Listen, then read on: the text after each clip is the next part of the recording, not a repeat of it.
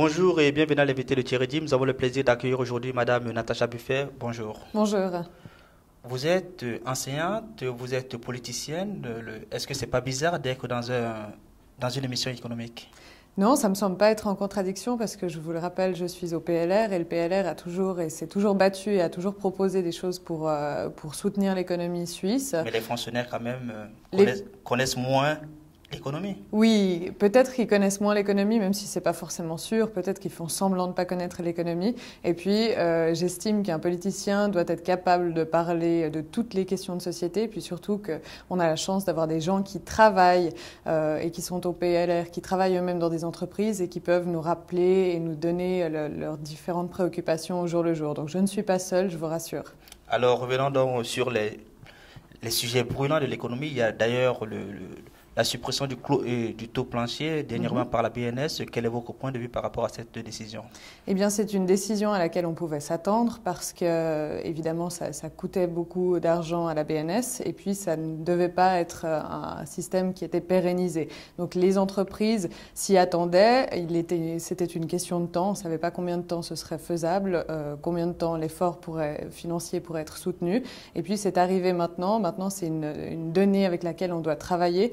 Parce que ce n'est pas une question conjoncturelle, mais une question plutôt structurelle, parce qu'on sait bien que ce système devait avoir ses limites. Alors, apparemment, quand même, sur Genève, ça va avoir peut-être beaucoup plus de répercussions que dans d'autres cantons. Quelle serait peut-être la situation à Genève ces prochaines années et ces prochains mois?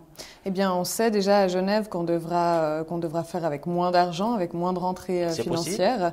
Eh bien, c'est possible parce qu'il faut repenser la structure, le fonctionnement typiquement de nos communes. Le fonctionnement de Genève n'a jamais été est beaucoup plus porté vers la dépense que vers l'économie.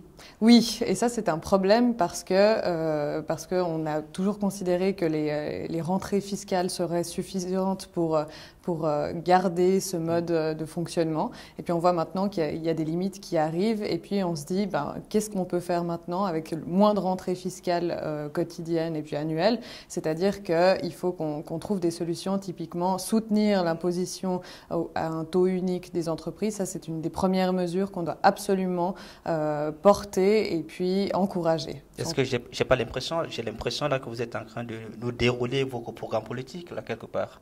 Alors, si c'est un programme politique, j'estime qu'il est bon parce qu'il soutient les entreprises et justement, c'est les entreprises qui constituent le centre de notre activité à Genève, notre centre économique, et qui doivent pouvoir continuer à créer, ne serait-ce qu'à maintenir des emplois. Et puis, en créant et en maintenant des emplois, eh bien, on permet aussi à des communes, à un canton de continuer à fonctionner. Donc ça, c'est pas juste un programme politique, c'est aussi une proposition quotidienne. Alors, la situation à Genève, je pense que pour la grande majorité, nous la connaissons. Vous allez prochainement vous porter devant les électeurs pour être élu. Si, par exemple, vous êtes élu, concrètement, qu'est-ce qui va changer pour les entreprises ou pour nos PME? Alors, je m'engagerai déjà, première chose, à ne pas chercher à récupérer de l'argent quand il manque de l'argent à une commune chez les petits commerçants, chez les PME, parce que vous l'avez vu récemment, en ville de Genève, quand on n'arrive pas à boucler un budget, eh bien, on rehausse une taxe de manière vertigineuse. C'est bien gentil, on a la Cour des comptes qui nous dit que la taxe n'a pas été augmentée depuis 30 ans. Pourquoi pas voir si on peut l'augmenter un peu en fonction des données actuelles, mais pas de cette manière-là. Donc ça, c'est une première chose. Pas aller chercher de l'argent chez les petits commerçants qui, eux, doivent continuer à vivre et à pouvoir produire de l'activité et de l'économie pour la ville de Genève. Mais vous savez quand même que l'État doit trouver de l'argent quelque part. Il doit trouver de l'argent quelque part, mais je pense que l'État doit, avant de chercher à l'extérieur, voir à l'intérieur ce qu'il peut faire. Et ça, c'est quelque chose qu'on nie en général, parce que vous voyez bien que le budget cantonal l'année dernière a été construit d'une certaine manière. Il a été ensuite démonté, ou on a essayé de le démonter, et puis tout ce qu'on avait prévu de pouvoir réduire comme charge de fonctionnement, c'est surtout ça le problème, eh bien, au fur et à mesure, toutes ces charges de fonctionnement ont été réintroduites parce qu'on se disait que ça ne répondait pas à des demandes quotidiennes. Donc, on n'arrive jamais, finalement, à réduire ces charges. Et puis, c'est vraiment les charges de fonctionnement qui doivent être attaquées en premier, et pas les investissements. Mais en fait, alors, pourquoi c'est si difficile de reformer Genève? Parce que c'est une question de mentalité. Je pense qu'à mon avis, on a été trop bien habitués. On s'est dit, l'argent continuera à tomber, quoi qu'il en soit. Et puis, vous avez une vision d'une gauche et d'une droite qui s'opposent.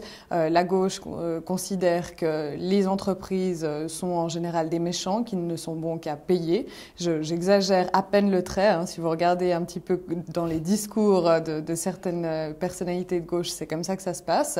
Et puis, dans une vision de droite, ce sont eux qui participent à l'économie et qui participent aussi au bon fonctionnement des collectivités publiques. Donc il faut cesser maintenant de travailler chacun de son côté. On le voit même pour la petite enfance. On a la Fédération des entreprises romandes qui s'est engagée il y a peu à participer à la création des places d'accueil pour les enfants. Ça, c'est quelque chose qu'on ne connaissait pas jusqu'ici en collaboration avec les communes. Chacun le faisait de son côté, ce qui faisait qu'on avait des problèmes de nombre.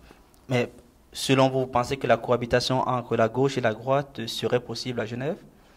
Alors, elle serait, bien sûr, je ne peux pas dire qu'elle ne doit pas être possible. Mais... Une chose est de nous le dire, mais dans la pratique, on sait quand même que ce sera quelque chose de pratiquement impossible à réaliser. Alors de nouveau, je pense qu'il faut changer la mentalité parce qu'on n'a pas besoin d'aller très très loin. On va à quelques kilomètres d'ici et puis on passe dans le canton de Vaud et on voit qu'on a l'impression qu'un duo qu'on connaît bien de socialistes et de PLR fonctionne à merveille et arrive à trouver les solutions en se disant « Ok, moi, mes intérêts sont là, les vôtres sont ici, on essaie de voir à mi-chemin ce qu'on peut faire. » Donc, à mon avis, ça peut se faire à Genève. L'idéal pour vous, ce serait? L'idéal pour moi sur la question de la gauche et de la droite? Oui. Eh bien, ce serait typiquement d'avoir des duos gauche-droite qui se comportent comme des exécutifs. Et donc, pour moi, un exécutif doit prendre des décisions claires et doit dire « Ok, j'aurai jamais mon idéal de socialiste complet, j'aurai jamais mon idéal de PLR complet. Qu'est-ce qu'on fait pour que les entreprises fonctionnent et qu'elles puissent rapporter et puissent soutenir, elles aussi, les collectivités publiques ?» Parce que ça va dans les deux sens. Il faut arrêter de dire d'abord les collectivités publiques, ensuite les entreprises ou vice-versa. Est-ce que vous pensez que ce discours-là, vous le tenez parce que vous êtes encore jeune en politique, parce que c'est quand même nouveau ce type de discours? Est-ce que c'est votre jeunesse qui vous pousse à avoir ce type de propos? Alors, si ma jeunesse doit me rendre optimiste, oui, je dirais que c'est ma jeunesse, mais sinon, je pense que c'est vraiment des choses qu'on peut réaliser. Parce qu'il faut simplement s'en donner les moyens. Si on n'a pas du tout l'intention de le faire, eh bien, rien ne se passera. Merci Madame Natacha Buffet pour ces explications. Quant à vous, nous vous donnons rendez-vous très prochainement avec un nouvel invité. Au revoir.